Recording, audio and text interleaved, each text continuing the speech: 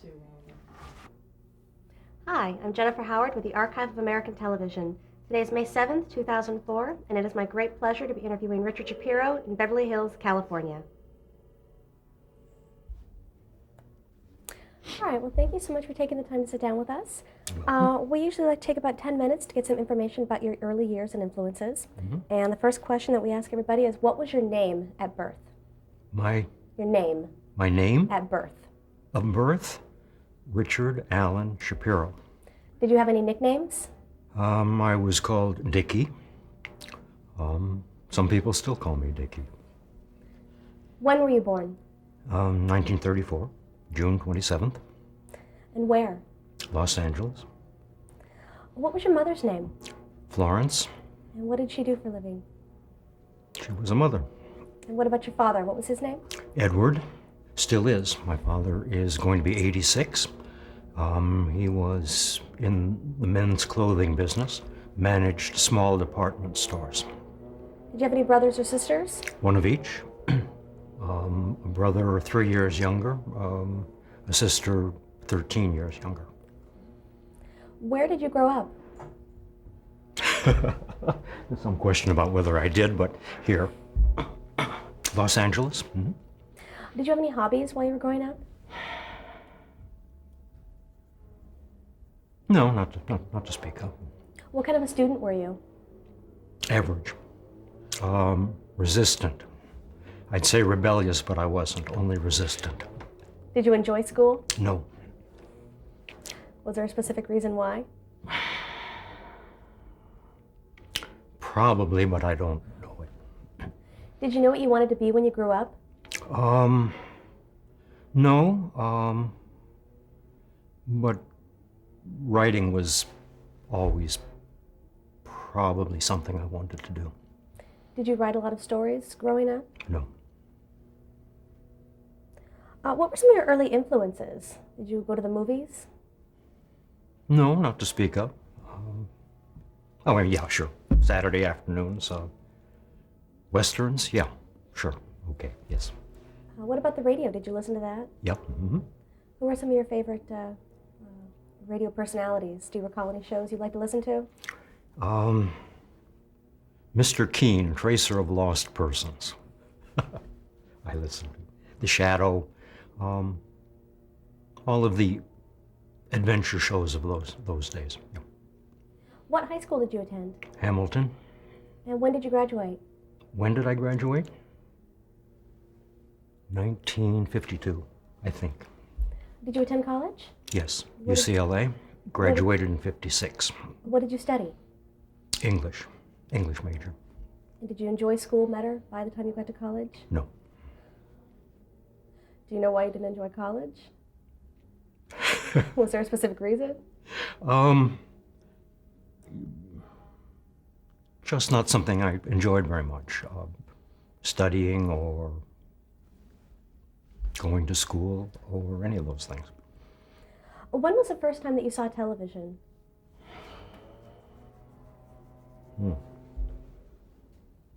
Hard to say. When the first couple of sets began to appear in the neighborhood, I looked at them. The old black and white sets, the ones with the round screens and so forth. Do you recall any of the specific shows that you saw? Very early on, no. What was your impression of it early on, of television? Gee, I'd like one of those. Not much more than that, I'm afraid. Well, now let's go to after you finished college and you earned your degree, what did you do next? I met Esther in college, and she and I began to write.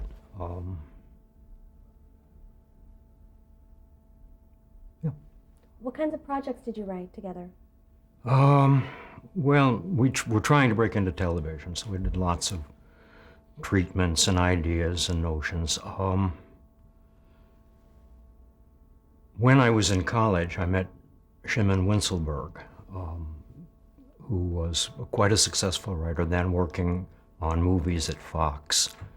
And actually we met Esther and I met in a class at UCLA, a writing class, which was given by Art Friedman, who died recently. An influence on my life, I must say. And we met Anita Winselberg in class, and through Anita we met Shimon, and Shimon became my mentor, in fact. And I did a couple of projects with him. Do you recall what those were? I just came across one of them, actually. It was a script about the Junior Philharmonic Orchestra goes to Japan, and it was called Winds of the Cherry Moon. And we did it because we were paid $10,000 to do it, and I needed $5,000, which I got. So Shimon really did that for me, kind of brought me in on a couple of things. What were your goals as a writer? To make a living.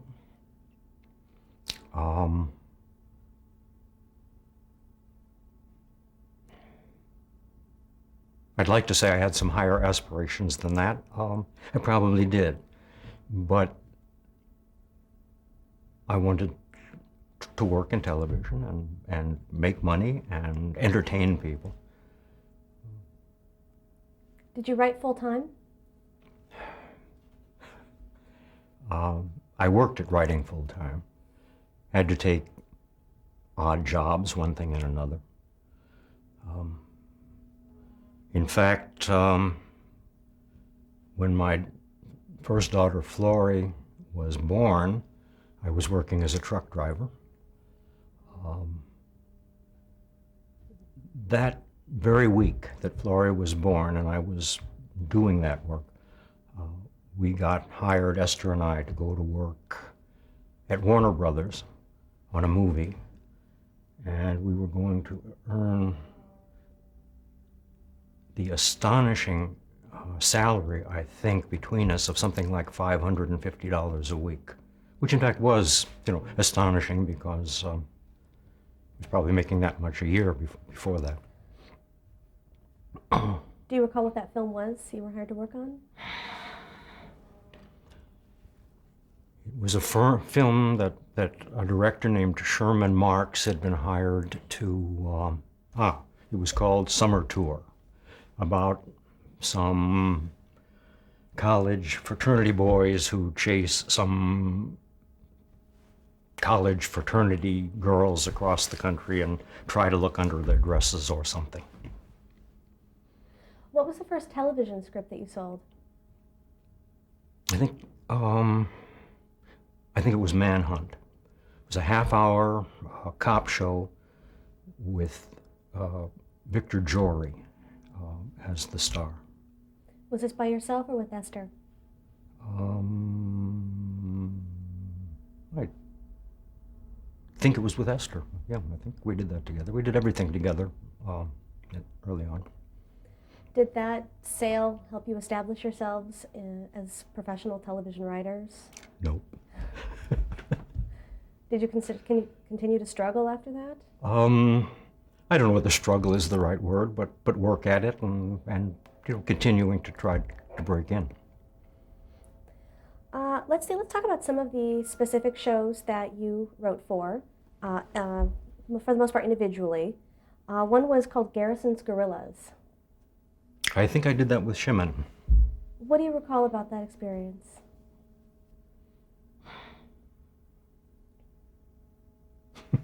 I don't think we were picked up for the screenplay. That's what I recall. They wanted some changes on what we had done, and Shimon and I went in there, and Shimon, who was quite a successful writer, didn't care for the changes. So by golly, we said we're not going to do it, and we didn't. And that was the end of that. Would have been better had I made the changes on the show. Was it common to get requests like that for changes? Always, yes.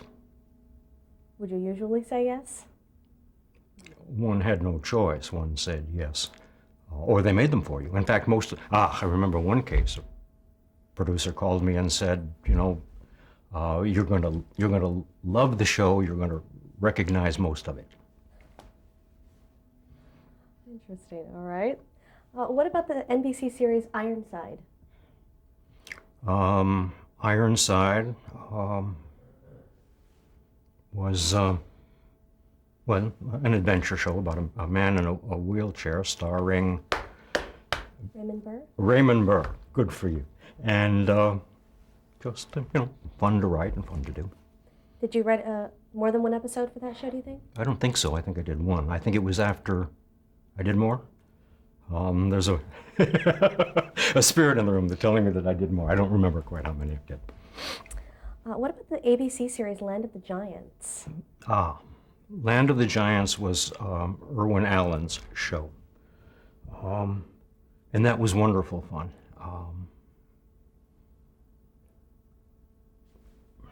What were some of the challenges of writing for a science fiction series?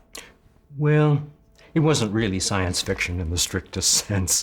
In fact, I recall that Asimov had some comment about the show in print. He was absolutely indignant because he said that if on this distant planet where these tiny little people were, our heroes were running around, he said that the commensurate gravity on the large people would cause them to collapse. This wasn't really science fiction. This was a kid's show about some people in this circumstance. How closely did you work with producer Irwin Allen? Quite closely. What was your impression of him? A wonderful man, a man with childlike sensibilities, and I don't mean that to denigrate himself. I mean, he was certainly an adult man, but in his home he had a soda fountain and games and toys, and he had, in a sense, the spirit of a boy. He was, and he brought me in to sit. This was the first time I sat with in production meetings, and we talked about things like when we were going to bring in the big plastic hand into the shot, or how we were going to shoot the giant chicken, those kinds of things. And that was unusual to be able to be that involved? Unusual for me because I had not got to that place yet. This was the first time I really was invited in. Talk about some of the challenges of being just a freelance television writer. How would you get your assignments? An agent would set up a meeting. You would go in, usually Esther and I together in those days, with a bunch of premises, and you'd pitch the premises and hope they would hire you to do first a treatment and then pick you up to do the screenplay. Was there ever a point where you hadn't sold some scripts for a while and you started to question your chosen profession? There were times when I hadn't sold scripts for quite a while and didn't question my chosen profession because I wasn't much equipped to do anything else, I think. Now, what about the ABC drama Longstreet? Did you go writing for that one? Yeah, that was about a blind detective. I think I probably did a couple of those, and then it was after that Esther and I went off to New York and to get involved in Love of Life, soap opera. Well, let's skip over that show for now and talk about a project you worked on in the mid-'70s, a feature film called The Great Scout and Cat House Thursday. Mm-hmm. What do you recall about that experience? It's an awful experience. Why is that? Well, it was a spec script that I had done, Western comedy. I liked it a lot. Darryl Duke, director, good director, liked it a lot. He and I were going to do it together. But we got involved with some folks who kind of went off on their own and turned it into something that I didn't like very much. What did you take away from that experience? Not much.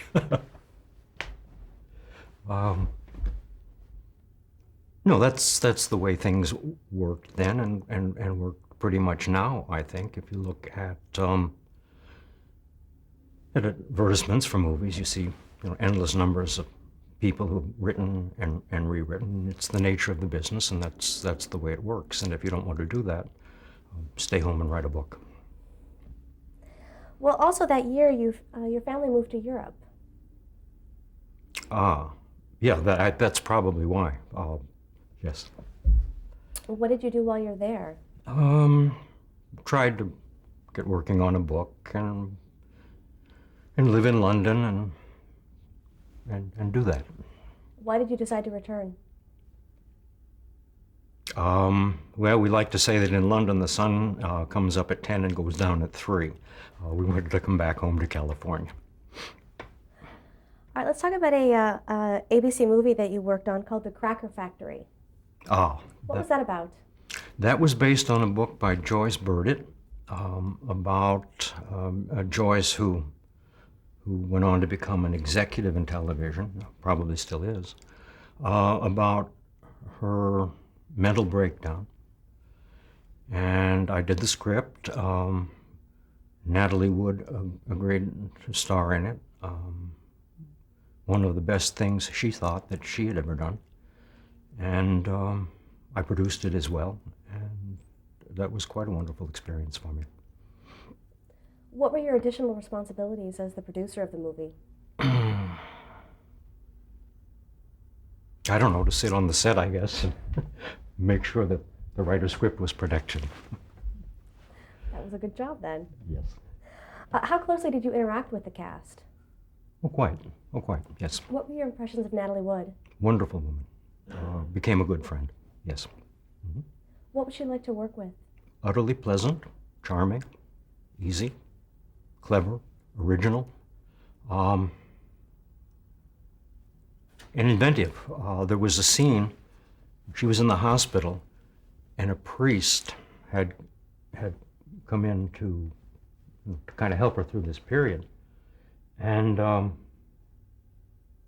she told him, as the script said, that he had asked her about her childhood, her own. She said she wanted her own room, and as a child, and he thought that was wonderful. And why did she want it? This was a very unctuous kind of priest and getting on her nerves. And she said, well, she wanted a place where she could masturbate, where her mother wouldn't come running in. And the actor, who was marvelous, I forgot his name, just flushed and got up and left. And Natalie got up quite on her own and did a pirouette, just like that. And she was wonderful. What do you consider yourself more, a writer or a producer? Writer. Always a writer, yeah. What medium do you prefer to write for? Television, features, novels? Well, haven't really. The only novels I've had published were 2 adaptations of screenplays, so I can't call myself a novelist. But basically, I'm interested in the words, and so I would have to say novelist if I can make it work. Now, you spoke earlier about meeting Esther in college. Mm-hmm. What was your first impression of her? Beautiful. And I don't know, it was a small class, maybe a dozen people. It was a writing class, and we just kind of drifted together. What qualities does she bring to your working partnership? Esther's a marvelous story person, excellent sense of character, knows when I'm going down a wrong path, and doesn't hesitate to tell me, gently. Marvelous critic, inventive. Probably that covers a lot of character, in fact. All right, well, thank you very much. You're very welcome.